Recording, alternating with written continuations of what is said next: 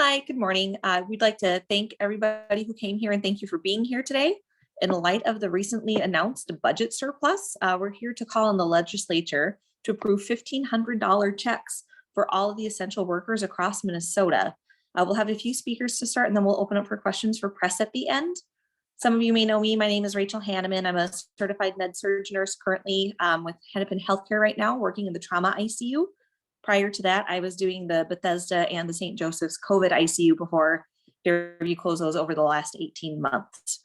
But it should be no secret that in that time that the COVID-19 pandemic has taken just an immeasurable toll on all of the frontline workers from day one of the pandemic, before we even knew what we were up against, to present day. We still continue to show up for work. And in that time, essential workers have risked the lives and the well-beings of ourselves and of our families, and that does include my two children. And we're doing that in order to take care of other people.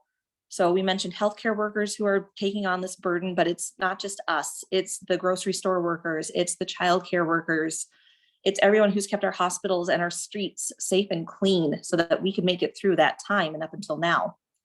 So the burden of the pandemic has fallen on everybody who was called an essential worker. With or without PPE, we had to risk taking COVID leave. We're going through unsafe staffing levels right now. And we're in that time, we've been asked to pick up the slack, and that slack has just basically now become part of our normal workload. If we got sick or if our families got sick, we had to use our own accrued time or we had to go without pay. Those were our two options that we had. And it should be no surprise to anyone that employers right now, no matter what industry, they're having difficulty retaining workers. So we're continuing to ask to do more with less and less being provided to us. In the last couple of weeks that I've been at work personally, we've dealt with very low staffing levels, so much so that in those days that I worked, I didn't take a break either one of those times. And by the time I got home, I was just too exhausted to do that. So I can't, we're all going through those shifts where we can't even take care of our own physical needs. It's not just a little step off the floor, but we can't even take care of our own physical needs as we're continuing to go to work to fill these essential roles. We are people and we have families that we have to care for, and we have children that we're still taking care of, and we're still trying to pay our bills as well. All of the frontline workers deserved this recognition months ago. And now that we have a $7.7 billion surplus, that obstacle has been removed and there is no excuse not to provide for us anymore. We've been told that we're essential, but with inaction from our elected officials and our employers telling us that the nurses and all of our other essential frontline workers, that it wasn't our work that was important, that it's been our sacrifice that they think matters. The pandemic is not over. We have current levels of COVID that are higher than any time right now since the pandemic began, and it's not over. Simply put, it's not over. We're continuing to go to work and we're continuing to care for you while you're sick or to keep your families fed or cared for, and we're keeping your schools clean and open. It's not just time to get back to the essential workers, it is overdue. So thank you, everybody who came. I'm going to go ahead and turn it over to Tammy Green now. Thank you.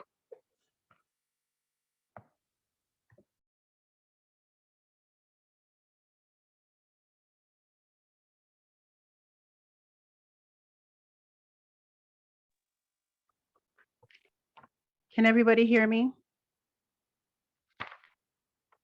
Yep.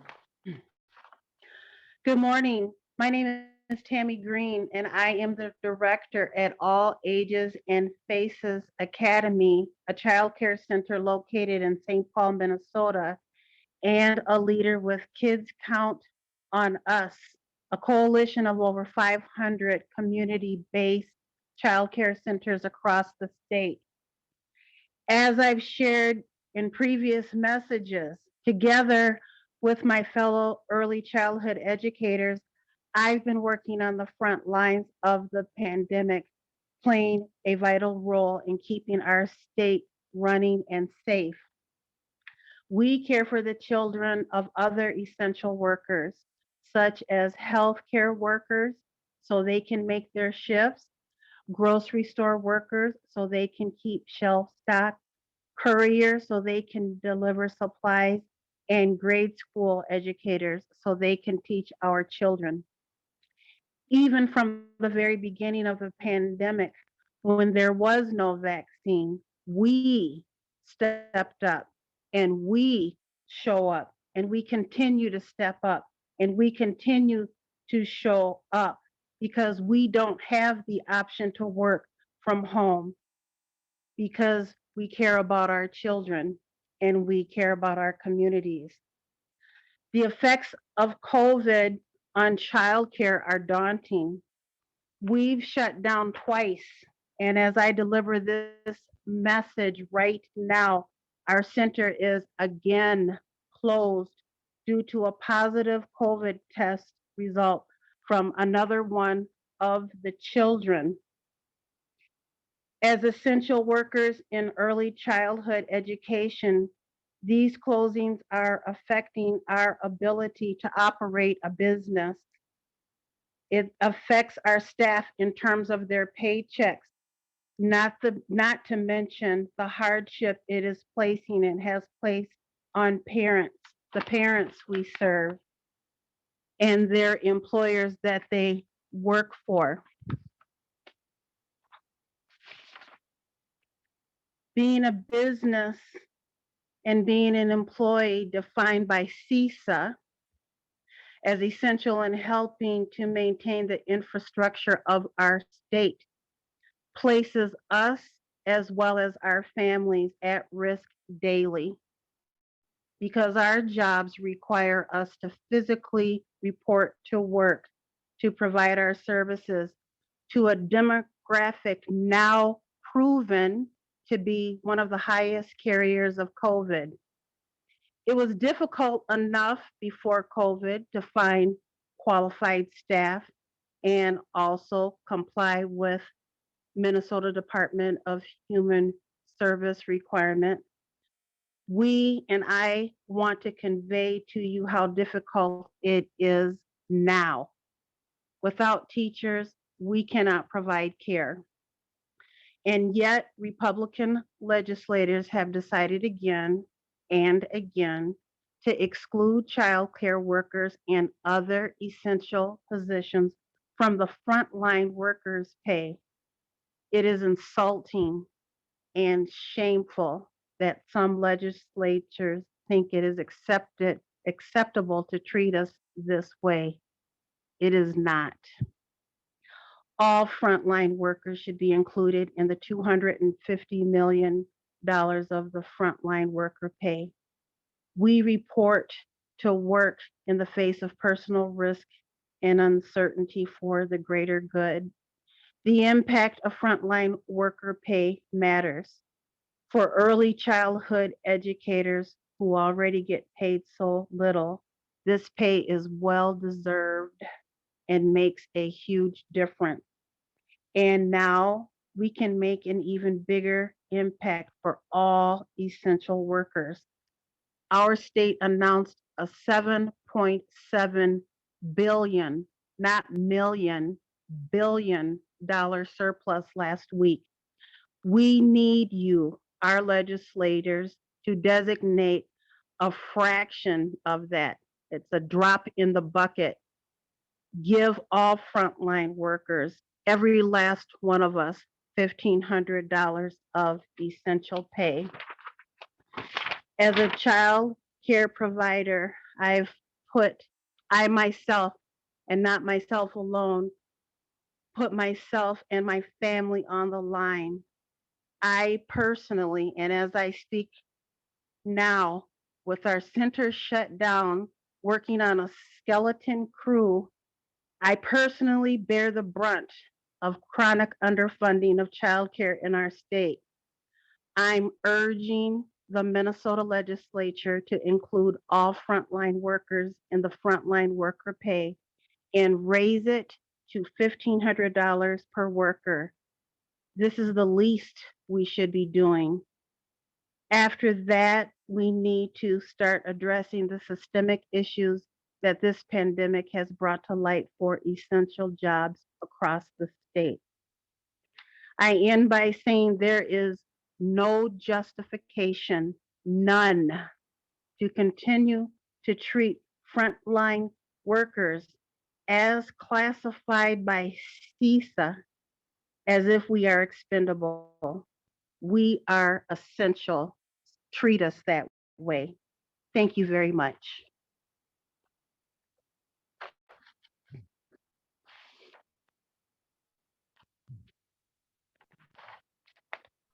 Good morning, everybody. My name is Brian McNeil, and I'm a behavior analyst with the Minnesota Department of Veterans Affairs and work at the Veterans Home in Minneapolis. Minnesota has 6 state veterans homes serving more than 700 of Minnesota veterans, their spouses, and Gold Star parents. I'm also a member of the Minnesota Association of Professional Employees. It has been all hands on deck for the last 19 months at the Department of Veterans Affairs. We have fought the Alpha, the Delta, and now we're fighting the Omicron variant of COVID-19. Each time we hear that the newest variant could be more contagious and more deadly than the last. Yet, no matter what, all of the employees at the state's veterans homes stepped up and continued to come in. Our Minnesota veterans who served during World War II, the Korean War, Vietnam, and Gulf Wars, they deserve the best care. They deserve a place where they can live the final chapters of their lives in peace and comfort. We continue to come in because we are compassionate about the quality of care that our veterans receive. When our facility is in quarantine, when family and friends could not visit the veterans, we were there to hold their hands, to reassure them that we'll get through this pandemic, and then that they are not alone. We admire their military service and how much they sacrificed. I truly enjoy helping these American heroes. Legislators must step up for the 600,000 frontline workers who put their lives on the line, risk their own health, risk the health of their family members day after day to keep our fellow Minnesotans safe. Lawmakers say that they agree that more essential workers should be given bonus pay. Last week, state officials announced a $7.7 billion surplus. All 600,000 frontline workers should receive $1,500. The cost to the state would be $1.1 billion, and a quarter of that has already been set aside. The frontline workers who continue to put themselves at risk to keep others safe should be acknowledged and rewarded. Like the veterans who I proudly serve, frontline workers risk their lives through the pandemic to make Minnesota safer for all of us. Now I'll pass it over to Sandy. Hello, everyone. My name is Sandy Livingston. I work as a cashier at Super One Foods in Baxter, Minnesota. I am a member of UFCW Local 663. I have been working since the COVID pandemic hit. As a cashier, I have seen many behaviors from our customers throughout the pandemic. As the first mask mandate began, an employee would encourage customers to wear a mask. At one point, a customer replied, "I have a gun on me. I don't have to wear a mask." The store didn't force the issue after that. We continue to do our best and serve our customers. All the sanitizing and wiping down of items will not wipe out COVID. You can only wash your hands so many times before they start to break down. I am also a trained nurse and have 3 daughters that are nurses. I know the medical field was required to have personal protection equipment, PPE, while the grocery store workers had a cloth or paper mask. As we grocery workers were not fully protected on a day-to-day basis, had no idea who is infected that passes through our checkout lanes. It is just a fact that if it wasn't for us, no one would have food on the table. The grocery store workers continue The grocery store workers continue to serve on the front lines. When are the frontline workers going to see this money in our pockets? We show up for work day in and day out, asking for an honest return on the work that we do. These are extraordinary times, and our work should be compensated with extraordinary gesture in the form of a $1,500 check. It just makes sense to call upon the state legislators to grow the frontline worker pay fund above the $250 million to deliver a $1,500 bonus check to all 667,000 frontline workers who have worked in person during COVID and who have made the surplus possible. The time is now to do what's right for the workers. After all, we kept the state running. Thank you. Thank you, Sandy, and to all of the workers. Thank you for being here today, and thank you for everything that you continue to do for all of us. My name is Erin Murphy. I serve in the Minnesota Senate. I am a registered nurse, and I, along with Representative Frazier, am the author of the legislation that has brought us to this point. Before any order of business, the legislature must meet its commitment to the frontline workers. We must fulfill what we started, the commitment to make sure that frontline workers get bonus pay out of this legislature. Given the historic surplus, we must choose to honor their work by giving each of the 667,000 frontline workers the full $1,500 identified by the working group this fall. I'm asking Senate Republicans, our business community, business leaders, and leaders in the healthcare industry to join me in accomplishing this work before we engage in any of the other regular work of the upcoming session. As we enter a grim winter with the sustained Delta surge, frontline workers across Minnesota are bearing the brunt of this disease that continues to rage because of political misinformation. They are carrying the grief of our people as they care for so many people who are dying, while most of us were able to stay home at the start of this pandemic. Frontline essential workers went to work to keep us healthy, to keep us alive, and to keep our economy going. They deserve frontline worker pay. They deserve our support because of their efforts, and they deserve our efforts to end this pandemic. The state budget gives us the opportunity to do right by frontline workers, and I'll be damned if we don't keep this commitment to frontline workers. We will do this, and we will pursue a bright future for everybody in Minnesota. We made a commitment, and we're going to keep it. Thank you. Thank you, Senator Murphy. I would echo much of what Senator Murphy said. My good friend and colleague from the Senate, I appreciate you. And to all the workers that are here today, again, sharing your stories, sharing your truth, and reminding us and confirming for us how important you are to our state and how important you continue to be to the progress that we're making through this pandemic. 667,000 heroes have continued day in and day out to make sure all of Minnesotans are taken care of. We started this conversation prior to the beginning of the last session. The conversations began prior to myself and Senator Murphy authoring any bills to put legislation to how we would take care of the 667,000 heroes.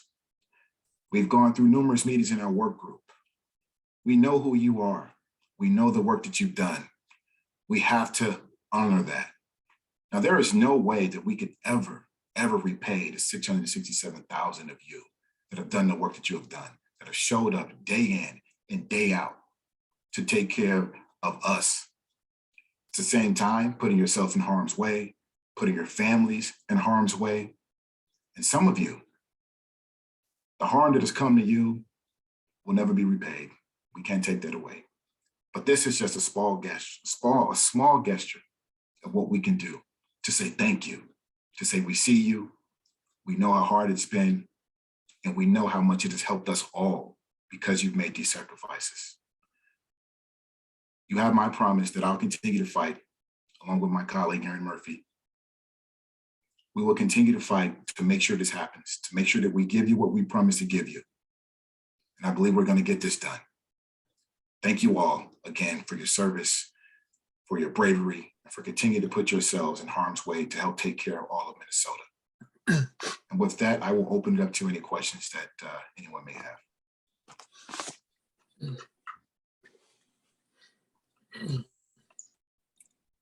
Tom, Hello, Senator Murphy and Representative Frazier. I'm just doing some back of the envelope math here. 667,000 workers, 1,500 apiece. Are we looking at a little over $1 billion to fund this? yes, we are. Supervisor. Yes, Tom, And- I believe that's correct. And have you talked to the governor about this or any of the leadership? Is that, I mean, it was a struggle to get over 250 million. But does the budget, you think, allow for this now that the surplus is projected to be so large? Aaron, I'll jump in. Senator Murphy, I'll jump in on this one. Tom, I thank you for that question. I have had communications with leadership about my intent to push for this budget request through legislation to get the $1,500 for these 667,000 heroes. And I have to remind everyone that's listening to this, it wasn't a tough decision for the DFL to get to a point to honor these heroes. It has only been tough for our Republican colleagues to agree to include all of these heroes in this token of appreciation. And just as a follow-up, does the projected surplus essentially change the whole dynamic from when you were doing your working group work, when you weren't sure how much money you had to work with? Does this make it more palatable, do you think, even for Republicans who have been reluctant to go above 250? Yes, Tom, I think things have changed materially and substantially given this historic surplus. The $250 million that was set aside knowing that there was a balance left in federal ARPA funds. The governor has always expressed support for additional funding for frontline workers. None of us anticipated the surplus of this size. And the reason why I think it is important that we're speaking out today is before we go to work thinking about the ways in which we want to use that surplus money, the first thing we must do is honor commitments, our commitment to frontline workers. And given the enormity of that surplus, there's not a reason why not to make sure that every one of those 667,000 workers get the full $1,500. And final thing for me, I know we heard mostly from Minnesota Nurses Association, but this is all the frontline workers, maintenance, grocery store workers, the whole gamut, correct? That's correct. That's correct, Tom. This is consistent with the conversations and the proposals that we presented during the work group, that we want to be complicit. We want to be inclusive of the broad range of frontline workers, not just specific groups. Okay, thank you. Thank you.